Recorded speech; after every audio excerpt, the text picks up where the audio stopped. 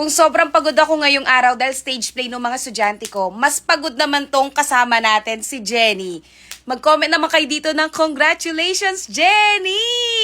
Sasabihin namin sa inyo bakit pagod na pagod siya, hilatang hilata dito sa kama. Oh, kamusta na? Bakit ganyan ang itsura mo? Kasi nag-thesis defense kami kanina. And then, ilang araw na lagi kaming naka-meeting, magkaka-groups, tapos laging late natutulog.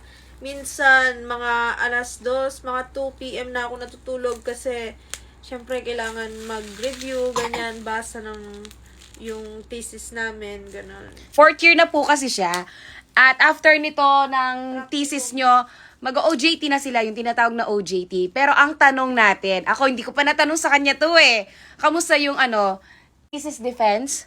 Okay naman so far. So, ayan, may mga tanong naman talaga. Matik naman niya yun kapag nagde-defense. So far, nasagot naman.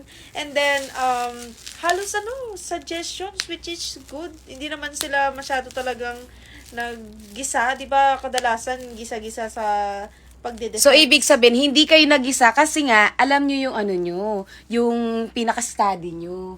Alam nyo, kabisado nyo, kasi kayo mismo ang napagod, kayo mismo ang gumawa, kaya hindi kayo nag-isa kasi may mga sagot kayo. So, yan na. Congratulations, Jenny! So, ibig sabihin yan, may mga ifa-finalize na lang kayo para anong tawag doon? Suggestion nga ng mga Tapos para ma-finalize and mabookpay nyo at mapasa na talaga. Yeah. Wow! So, road to graduation na ba to? Next year, magpa-practicum muna ako or OJT. So, bali, 3 yung, ko niyan, setting, industrial, clinical, at saka yung isa, sa school setting, ganon. So, sa second sem na to? Second sem. O yun, So, mag-OJT na siya. Yung mga vlogs ko na yan, guys, is more on OJT. Oo, experience niya na yun. Kumusta nga pala si Maddie? Ito po, stress na po siya sa buhay niya, kaya nagpa-pop na siya ng bubble wrap. Nagpa-pop na siya ng bubble wrap. Ang nagturo po dito ay si Jenny kasi stress nga. Ay, stress siya. Pabayaan mo siya, stress siya eh. Nagpo-focus nga siya sa bubble wrap. Ang nagturo sa kanya nitong pagpa-pop ng bubble wrap, si Jenny, kasi nga stress si Jenny, di ba?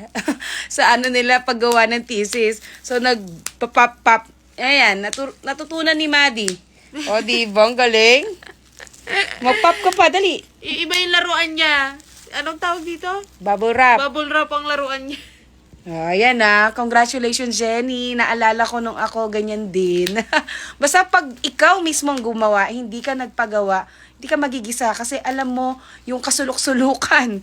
Kahit pagbalik-balik ta rin nila yung mga tanong na yan, mula sa una magtanong sila hanggang dulo, kung ikaw ang gumawa, kaya mong sagutin yan.